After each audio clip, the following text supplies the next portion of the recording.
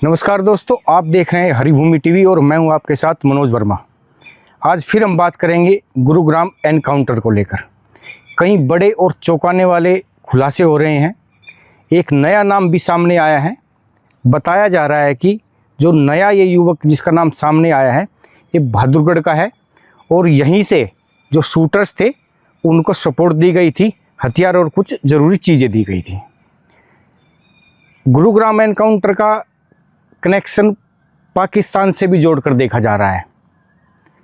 Pakistani connection क्या है, हथियार शूटर्स को कहाँ मिले और जो शूटर एक जिंदा बचा हुआ है एनकाउंटर के बाद, पांचवा जो युवक था, उसकी क्या कहानी है, इस वीडियो में हम आपको पूरी बात बताएंगे।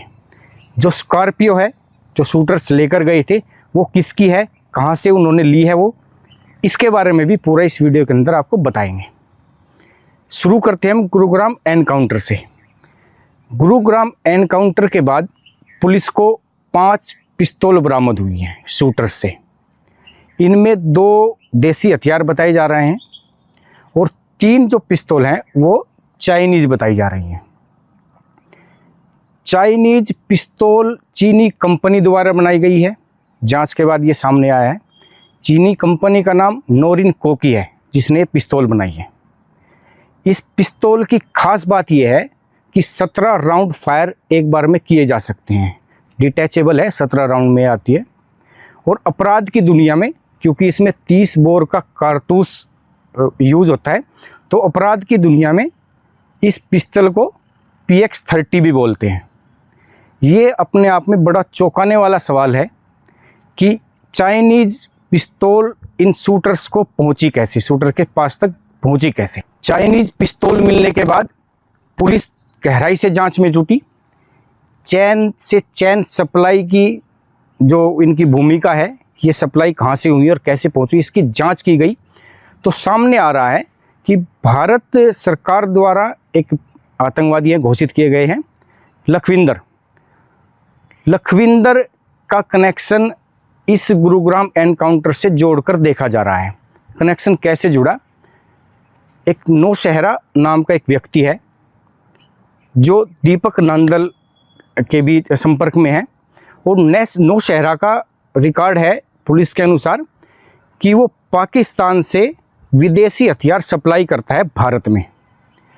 इन विदेशी हथियारों को पाकिस्तान से या तो ड्रोन के द्वारा फेंका जाता है सीमा में भारत की, या नेपाल के रास्ते भारत में लाया जाता है। यह भी बताया जा रहा है कि विदेशी हथियार पाकिस्तान के पेशावर में आसानी से मिल जाते हैं। नौशहरा नाम का व्यक्ति जो है, ये जो आतंकवादी जो हमने अभी पहले नाम बताया था लखविंदर सिंह, इसके लिए हथियार सप्लाई का काम करता है। यानी कि नौशहरा आतंकवादी लखबीर सिंह के लिए पाकिस्तान से हथियार लाकर भारत में सप्लाई करता है। यही एक कड़ी है जिसे पुलिस इस एनकाउंटर के तार पाकिस्तान से जोड़कर देख रही है। इस पूरे मामले की जांच हो रही है और सप्लाई चेन की अंत तक पहुंचने की भूमिका में पुलिस जा रही है। ये बात तो हुई चाइनीज़ पिस्तौल और पाकिस्तानी कनेक्शन की कि गुरुग्राम एनकाउंटर का पाकिस्तानी कनेक्शन क्या था। अभी फ़िलहाल इसमें जांच चल रही है। अब बात करते हैं काली स्कॉर्पियो की।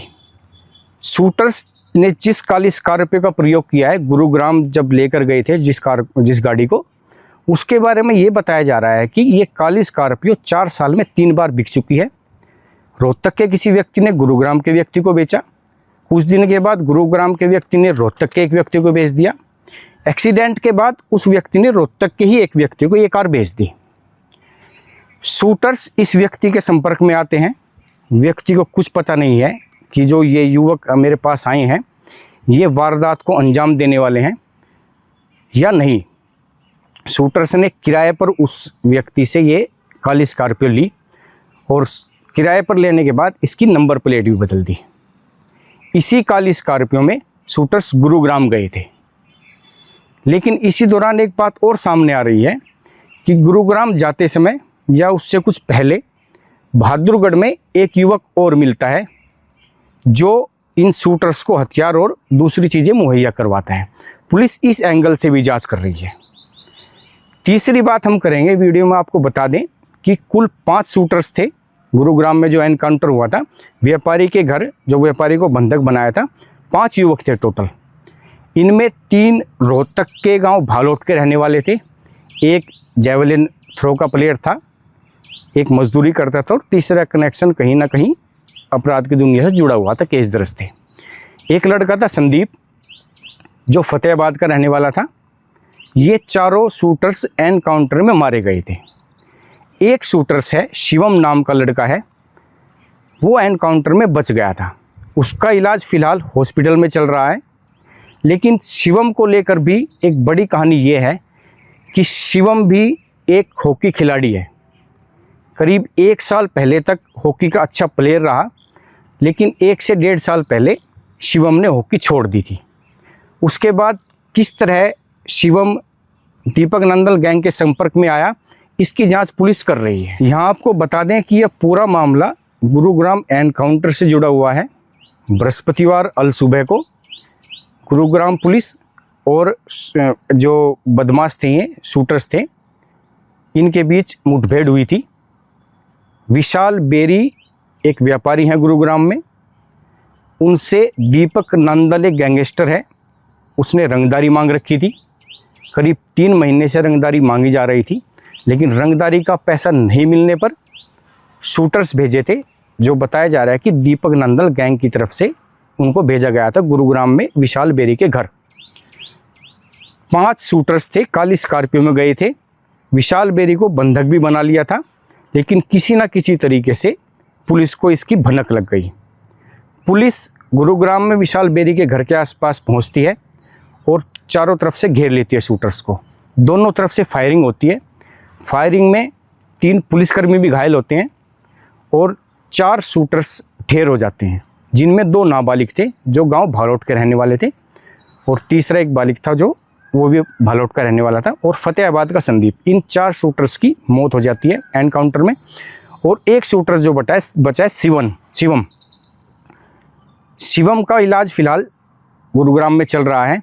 शिवम के होश में आने के बाद और राज खुलेंगे कि उनको हथियार कहाँ से मुहैया हुए, वो दीपक नंदल गैंग के संपर्क में कैसे आए, और दीपक नंदल किस उम्र के युवाओं को अपनी गैंग में शामिल कर रहा है। क्योंकि इस एनकाउंटर के बाद बड़ा सवाल ये उठ रहा है, दीपक नंदल की गैंग में ये बात सामने आ रही है कि दीपक नंदल की गैंग में जो युवा शामिल हो रहे हैं, उनकी उम्र 17, 18, 19 साल के आसपास ही है।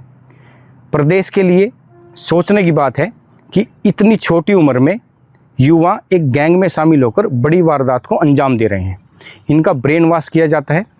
पिछले दिनों जो उप मुख्यमंत्री थे हरियाणा के, दुष्यंत चौटाला, ने भी इस पर सवाल उठाए हैं कि कानून व्यवस्था ठीक नहीं है, युवाओं पर ध्यान देने की ज़रूरत है। इसी मामले में राज्यसभा सांसद थे रामचंद्र जांगड़ा, उन्होंने भी सवाल उठाए हैं कि अपने जो बच्चों का ध्यान रखना चाहिए। माँ बाप को किसी से पूछ भी लें तो उनको अपने बच्चों के बारे में ठीक ठाक पता नहीं रहता कि वो कहाँ है, किसके संपर्क में है। इस तरह की बातें प्रदेश में चल रही हैं। गुरुग्राम एनकाउंटर को लेकर बड़ा सवाल उठ रहा है कि आखिरकार हरियाणा का युवा गैंगस्टर क्यों बन रहा है।